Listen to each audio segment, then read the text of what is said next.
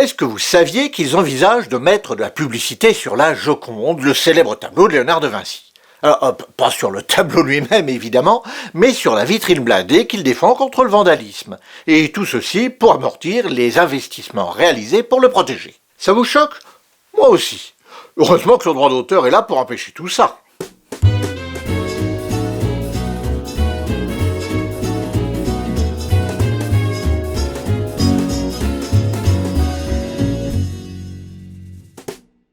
Ils ont donc l'intention de mettre le nom de leur sponsor sur la vitrine de la Joconde. T'es vraiment sûr de ton info? Parce que ça me paraît gros quand même ton truc là. Pour celles et ceux qui ont cru ça, prenez modèle sur Tricotine. Ce n'est pas parce que quelqu'un a l'air sérieux, avec un vocabulaire châtié, un nœud papillon et une perruque en peau de fesse comme la mienne, bref, quelqu'un qui arbore tous les signes de la sagesse et du savoir, c'est pas parce que cette personne vous dit quelque chose que ce qu'il dit est vrai. Et non, je vous rassure, c'est complètement faux. C'est un scandale! C'est scandaleux! La Joconde n'a heureusement rien à craindre. Alors, pourquoi est-ce que je vous ai fait tout ça?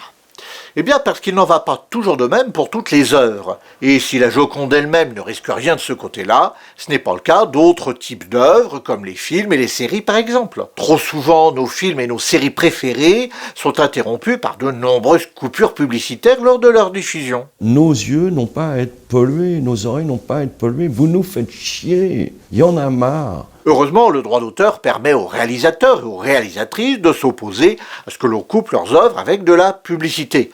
Notre droit d'auteur est composé de deux séries de droits, les droits patrimoniaux et les droits extra-patrimoniaux. Comme leur nom l'indique, les droits patrimoniaux sont ceux qui permettent de tirer profit de son œuvre en la vendant, en la louant ou en autorisant son utilisation par quelqu'un d'autre. Par exemple, le réalisateur d'un film qui autorise sa diffusion sur Internet ou à la télévision. Et si vous ne savez pas comment marche la télévision, demandez à vos parents de vous expliquer.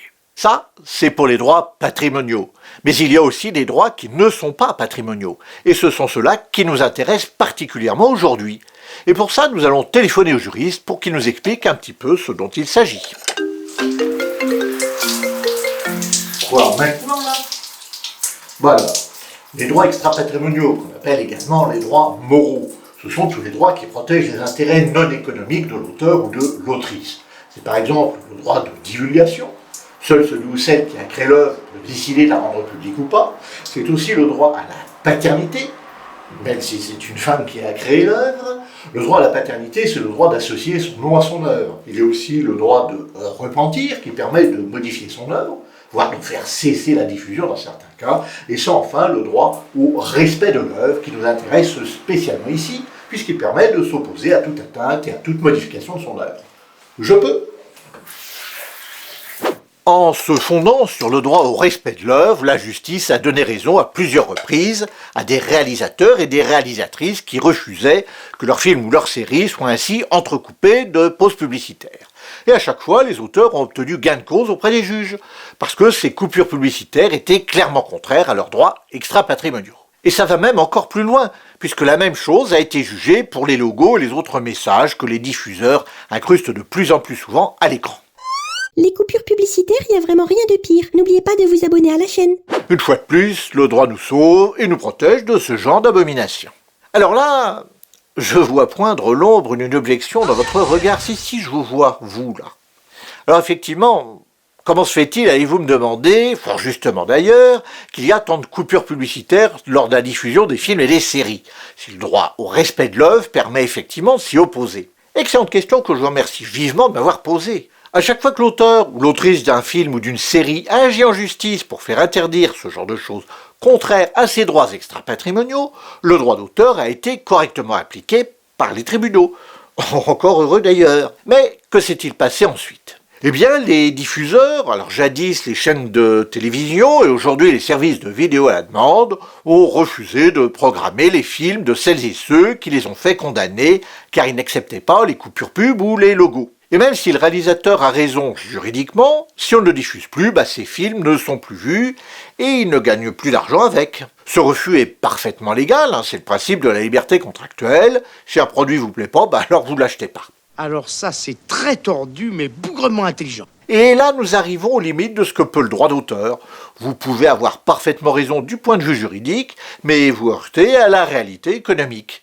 C'est donc la limite du droit, mais aussi celle du modèle de la régulation par la seule libre concurrence. Bref, la vieille histoire du pot de terre contre le pot de fer. C'est pourquoi l'ARCOM, alors l'ARCOM, c'est l'autorité de régulation de la communication audiovisuelle et numérique.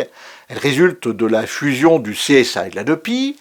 L'ARCOM fixe un certain nombre de règles à ce sujet. Elle limite le nombre d'interruptions publicitaires lorsqu'un film ou une série est diffusé sur une chaîne privée. Elle l'interdit même complètement pour les films diffusés sur les chaînes publiques et les services de vidéo à distance. Le lien vers la page du site de l'ARCOM est ici et en description. J'espère que ma petite blague avec la publicité sur la Joconde vous aura amusé, comme vous amusera d'ailleurs le petit gag qui est après le générique comme d'habitude. Et pour revenir à ma fake news, ce n'est pas parce que quelque chose nous révolte, nous fait peur, ou au contraire nous fait plaisir que c'est forcément vrai. Vous avez jamais dit que ça devait être faux? J'ai jamais dit que ça devait être vrai! Les faits et les émotions que nous inspirent ces faits sont de choses complètement indépendantes. Mais hélas, puisque l'être humain est ainsi fait, lorsque nous éprouvons une émotion, eh bien ça a trop tendance à prendre le pas sur notre réflexion. Merci à Olmas pour m'avoir suggéré ce sujet, merci également à celles et ceux qui aident financièrement la chaîne, cette vidéo n'existerait pas sans leur aide, et vous aussi vous pouvez aider la chaîne si vous le pouvez et que vous le voulez. Et si cette vidéo vous a plu, alors vous pouvez regarder l'une ou l'autre de ces deux autres vidéos de Vous avez le droit.